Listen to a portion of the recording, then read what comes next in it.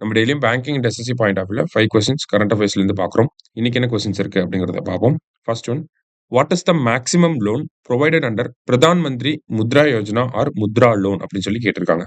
So first Mudra அப்படின்னாலே micro units development and refinance agency அப்படின்னு சொல்லுவாங்க. Micro units development and refinance agency அப்படின்னு சொல்லுவாங்க. ஸோ இந்த முத்ரா அப்படிங்கிற கேட்டகரி லோன்ஸ்க்கு கீழே 4 கேட்டகரியா லோன்ஸ் கொடுக்குறாங்க.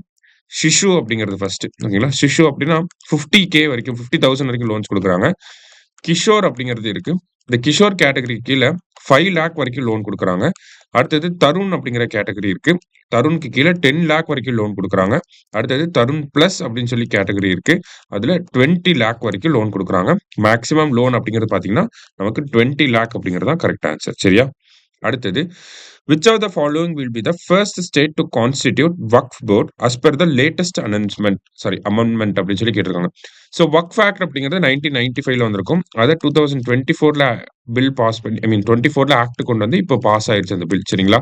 ஸோ இது படி ஃபர்ஸ்ட் எந்த ஸ்டேட் வந்து ஃபர்ஸ்ட் இந்த நியூ அமெண்டட் லா படி வக்ஃப் போர்டை செட்டப் பண்ண போறாங்க அப்படின்னா கேரளா தான். ஓகேங்களா?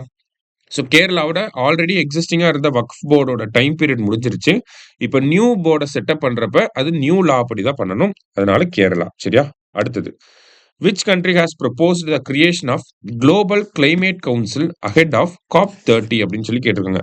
ஸோ நமக்கு COP29 UNFCCயோட COP29 அப்படிங்கிறது நமக்கு பாக்கு அசர்பைஜான்ல நடந்துச்சு. ஓகேங்களா? பாக்கூர் இன் அசர்பைஜான். COP30 ஆஃப் UNFCC எங்க நடக்க போகுது அப்படின்னா பெலம் அப்படிங்கிற சிட்டி. பெலம் எங்க இருக்கு அப்படின்னா பிரேசில்ல இருக்கு. ஸோ பிரேசில் தான் ஹாஸ்ட் கண்ட்ரியா இருக்கனால அவங்க குளோபல் கிளைமேட் கவுன்சில் அப்படிங்கிறத இந்த வருஷம் செட்டப் பண்ணலாம்னு சொல்லி ஒரு ப்ரொபோசலை கொடுத்துருக்காங்க. சரியா?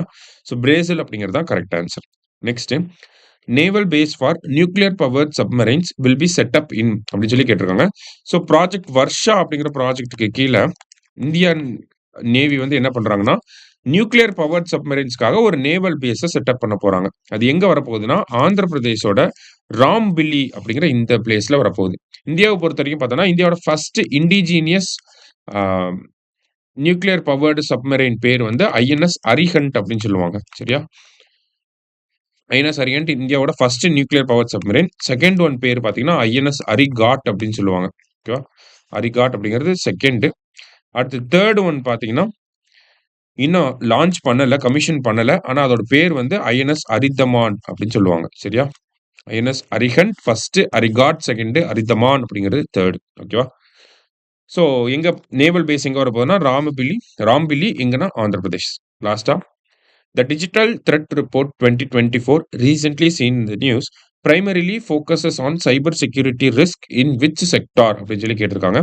So banking sector, banking, financial services, insurance செக்டாரை பேஸ் பண்ணி தான் இந்த ரிப்போர்ட் வெளியிட்டிருக்காங்க. யாருன்னா ministry of electronics and information technology, MeitY. ஓகேங்களா? இவங்க தான் வந்து ரிலீஸ் பண்ணியிருக்காங்க. சரியா? ஸோ இன்னைக்கு 5 கொஸ்டின்ஸ் வந்து பார்த்துருக்கோம். தேங்க்யூ.